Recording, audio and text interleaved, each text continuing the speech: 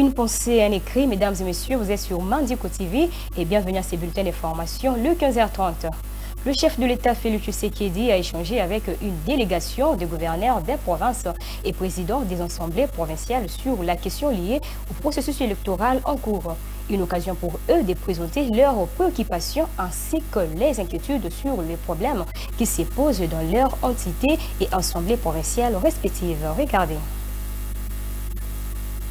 Processus électoral en cours, le chef de l'État a sensibilisé le week-end dernier le gouverneur et président des assemblées provinciales. Au cours de cette rencontre, le président de la République s'est montré réceptif et s'est engagé à s'y mettre pour une bonne organisation des différents scrutins, mais aussi la sécurisation de la campagne électorale. Les gouverneurs et présidents des assemblées ont saisi cette occasion pour faire l'état de lieu de leurs entités à l'approche des élections générales avant de rassurer au chef de l'État que leurs populations sont prêtes à aller aux urnes. Nous avons parlé d'élection, le processus électoral, parce que ce processus, vous savez, c'est un processus qui a été au départ contesté. Aujourd'hui, finalement, le président nous a rassuré que le processus devient irréversible parce qu'il a avancé à presque 90%.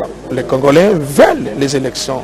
Les élections doivent se passer dans ce pays parce que nous sommes fatigués chaque fois de négocier le pouvoir appartient au peuple et c'est le peuple qui doit décider de qui serait chef de l'État, qui doit être député national, provincial. Eh bien, c'est cela, le peuple d'abord. Parce que le peuple doit décider, il faut faire avec lui. Le chef nous promet de venir nous visiter incessamment. Et nous allons nous préparer et aussi nous voulons dire à notre population que nous ne pouvons pas gaspiller nos voix pour aller à gauche et à droite. Le chef de l'État a annoncé sa visite dans le prochain jour dans certaines provinces, dont le Haut-Lomami et le Grand Bandundu, où il procédera au lancement des travaux des infrastructures routières. Et si on parlait social, le bourgmestre de la commune d'Ngaba, Aimé Francis Lolinga, a procédé au lancement officiel le vendredi dernier du concours écologique adressé à tous les habitants de sa juridiction. Dénommé Balabala Peto, Ngaba Peto, ce concours rentre dans le but de lutter contre l'insalubrité et maintenir la propriété dans cette commune. Rose Kindela et Patient Mboutanou signent ce reportage. Après avoir signé le partenariat avec l'Agence de transition écologique du développement durable, ACTED en sigle, le bourgmestre de la commune de Ngaba, Aimé Francis Lolinga, multiplie des réflexions sur comment rendre cette juridiction salubre et verte. C'est ainsi qu'il a organisé un concours écologique le vendredi 20 octobre dernier 2023. Cette initiative aidera ses administrés à lutter contre l'insalubrité dans leurs différentes avenues. Ce lancement de concours écologique a eu lieu devant la maison communale de Ngaba et prendra fin le 30 octobre prochain. Aimé Francis Lolinga compte sur sa population pour mener à bien sa mission et il a promis aux gagnants des primes en matériel des travaux, entre autres des polos et sacs de poubelle. Le patron de cette commune s'est expliqué en ces termes. Le gagnant déjà va avoir de la publicité pour sa rue, pour son quartier. C'est déjà un grand bénéfice parce que ça voudra dire que ces gens-là, les gens de cette rue-là sont propres. Ça, c'est déjà un acquis. Mais il y a aussi, on trouve ça et là avec nos partenaires, on trouve le moyen de trouver, on cherche vraiment les moyens pour remettre des prix aux rues les plus propres. Mais, à contrario, les rues les plus sales auront aussi leur publicité. Un participant à ce concours s'est exprimé. C'est pour la première fois que notre commune puisse avoir ce genre d'initiative. Nous encourageons notre bourgmestre Francis Aimé Lolinga et je suis membre du brigade d'assainissement. Je suis sûr que notre avenir sera la première et nous allons gagner ce concours écologique. Signalant que ce lancement de concours écologique des avenues était marqué par la participation des chefs des quartiers, des différents chefs de service et des membres de la brigade d'assainissement communale. Parlons santé à présent. Le ministère de la Santé publique, Hygiène et Prévention a lancé la campagne de dépistage et traitement gratuit du cancer du sein et des cols de l'utérus. C'est le Centre national de lutte contre le cancer qui mène cette campagne aux cliniques universitaires de Kinshasa grâce à l'appui de la firme pharmaceutique suisse Roche. Cette campagne se fera dans cette formation médicale de Kinshasa et prendra en compte plusieurs piliers dont le dépistage et le traitement. Suivez.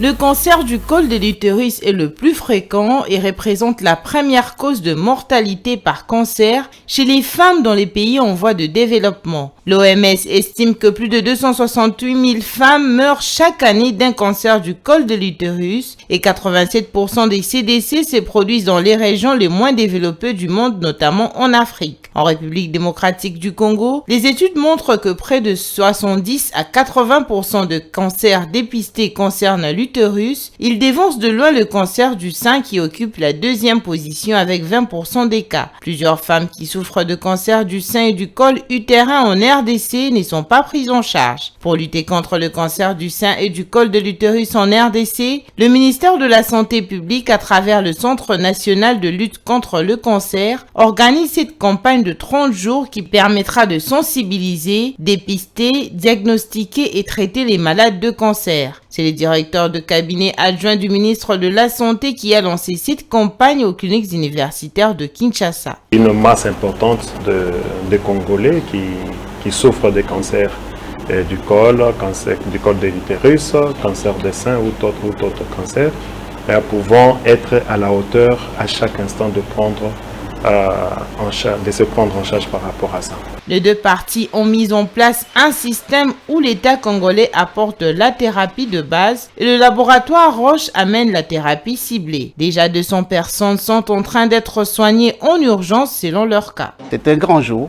C'est en fait la cristallisation de tout ce que nous avons eu à entreprendre comme travaux depuis le début avec notre partenaire Roche pour mettre en place un système entre guillemets intelligent pouvant prendre en charge les cancers sur toutes ces dimensions. La firme pharmaceutique suisse Roche travaille aux côtés de la RDC pour aider la population congolaise à avoir les soins appropriés. Nous sommes une firme pharmaceutique spécialisée dans le diagnostic in vitro et les traitements personnalisés depuis 125 ans. Et nous sommes ici présents en RDC, ici à Kinshasa, depuis début 2021. Je me lève pour faire en sorte qu'on puisse faire bénéficier aux patients l'accès à des médecines de qualité. Aujourd'hui, les médicaments dont on parle, les traitements dont on parle, ce sont les mêmes à New York, à Genève. Ils sont présents ici, en RDC. Cette campagne de sensibilisation, des dépistages et traitements gratuits du cancer du sein et du col de l'utérus va se dérouler dans cette formation médicale de Kinshasa, à savoir les cliniques universitaires de Kinshasa, l'hôpital Biamba Marie Mutombo, l'hôpital Sino-Congolais, l'hôpital général de référence de Kinshasa, le centre de lutte contre les cancers, la clinique Galiema et les centres hospitaliers Nganda. Nous terminons avec les sports. Le tout-puissant Mazembe Anglebert a battu le dimanche 22 octobre 2023 l'Espérance sportive des Tunis par le score d'1-0 et remporte la première manche des quarts de finale de la première édition de l'African Football League au stade Benjamin Panka National Stadium à Dar es Salaam, à Tanzanie, avant de se déplacer à Radin, à Tunisie, ce mercredi 25 octobre pour la manche retour. Enoch Kalonji nous donne le détail.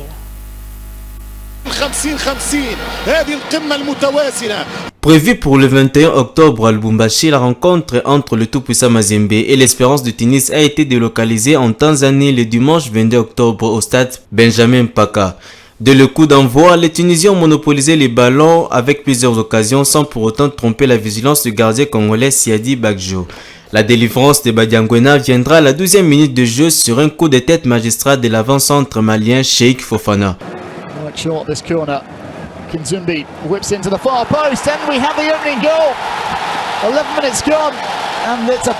Un but à 0, les Corbeaux jubilent. Le score restera inchangé jusqu'à la pause. De retour des vestiaires, les Tunisiens vont se montrer dangereux avec plusieurs occasions à la clé jusqu'à marquer le but égalisateur à la 64e minute, mais malheureusement refusé pour une position de hors-jeu. Notons qu'à l'issue de ces quarts de finale aller de cette première édition de la Super League africaine, on peut noter le nul de 2 buts partout entre Al Ahly d'Égypte face au Simba de la Tanzanie, la victoire du Mamelodi Sundowns 2-0 sur Petro de Luanda et la victoire de Marocain du Wydad Athletic Club 1-0 face à Enyimba du Nigeria. A noter que la manche retour est prévue pour ce mercredi 25 octobre à Radès en Tunisie. C'était les 15h30, mesdames et messieurs. Merci de nous avoir suivis et bonne continuité des programmes sur votre chaîne Mandiko TV.